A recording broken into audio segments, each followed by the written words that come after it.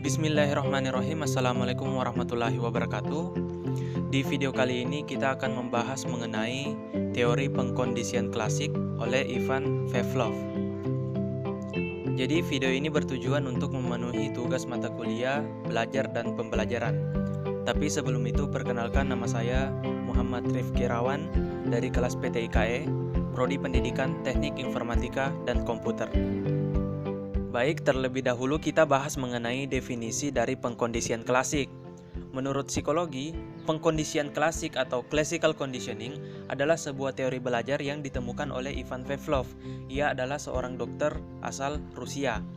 Jadi Pavlov ini mengungkapkan bahwa kita bisa menghasilkan suatu respon dengan mengkombinasikan dua stimulus, yaitu stimulus alami dan stimulus buatan. Di situasi biasa, stimulus buatan ini tidak menghasilkan respon apa-apa, tapi apabila dikombinasikan dengan stimulus alami berkali-kali, maka stimulus buatan ini pada akhirnya akan menghasilkan respon yang sama dengan stimulus alami.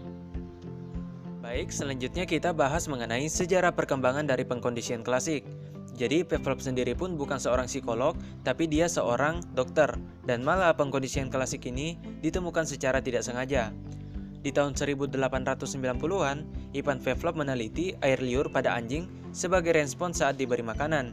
Dia memasukkan tabung reaksi kecil di pipi masing-masing anjing untuk mengukur air liur saat anjing diberi makanan, yaitu dengan bubuk yang terbuat dari daging.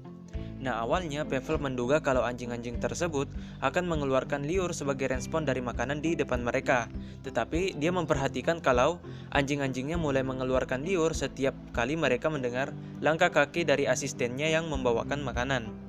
Nah, ketika Pavlov menemukan bahwa benda atau peristiwa apapun yang menurut anjing ada hubungannya dengan makanan akan memicu respon yang sama, dan ia menyadari bahwa ia telah membuat penemuan ilmiah yang penting.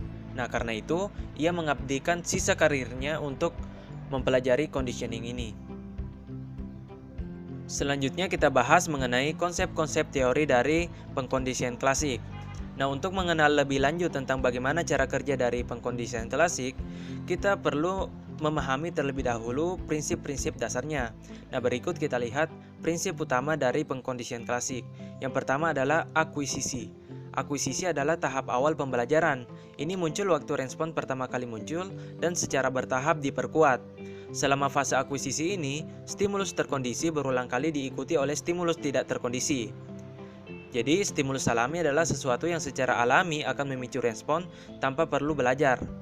Kalau proses conditioning dilakukan, subjek akan mulai merespon stimulus yang awalnya netral. Berhubung stimulus ini sudah menghasilkan respon yang diharapkan, sekarang namanya jadi stimulus terkondisi. Pada titik inilah kita bisa bilang kalau respon telah diperoleh.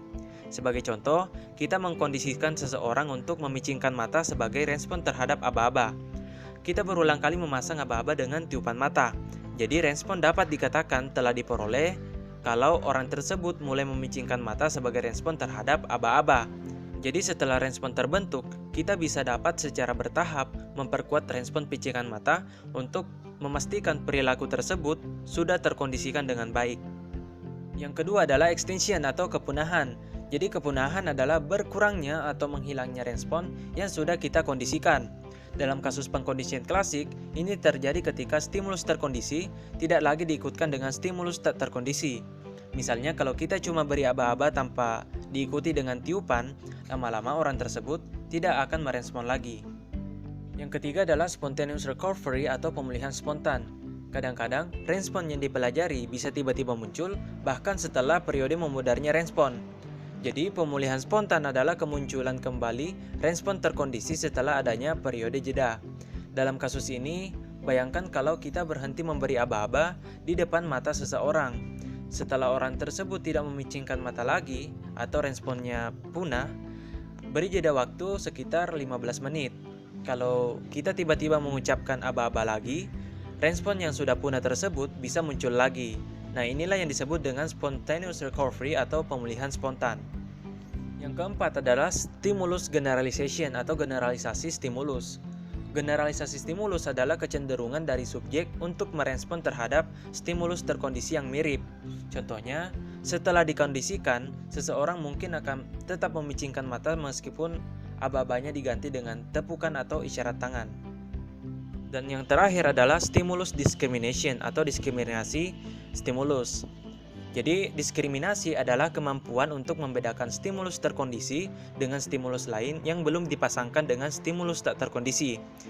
Kalau sebelum ini, misal kita memulai dengan aba-aba dan kita coba mulai dengan ketukan meja. Seseorang mungkin tidak akan memicingkan mata karena ada perbedaan bentuk stimulus.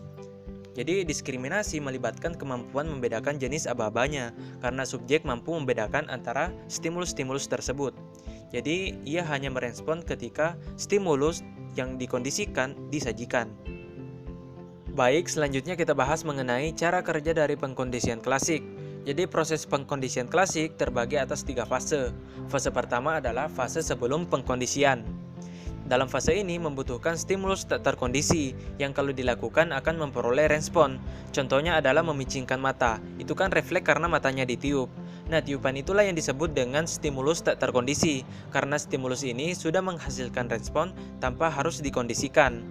Selama fase pertama, stimulus tak terkondisi menghasilkan respon tak terkondisi.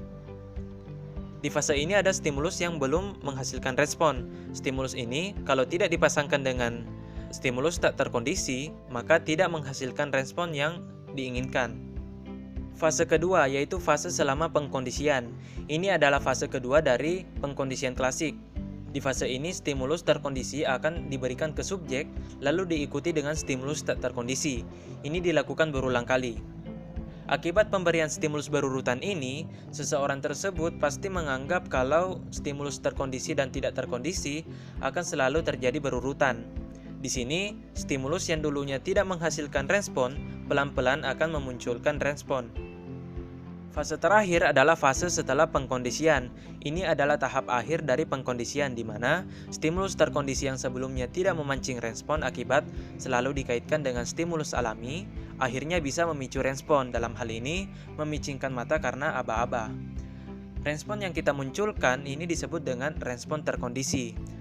Disebut respon terkondisi karena respon ini adalah hasil dari pengkondisian kita, bukan dari refleks alami. Demikianlah pembahasan kita mengenai teori pengkondisian klasik dari Ivan Pavlov. Semoga video ini bermanfaat dan saya akhiri. Wassalamualaikum warahmatullahi wabarakatuh.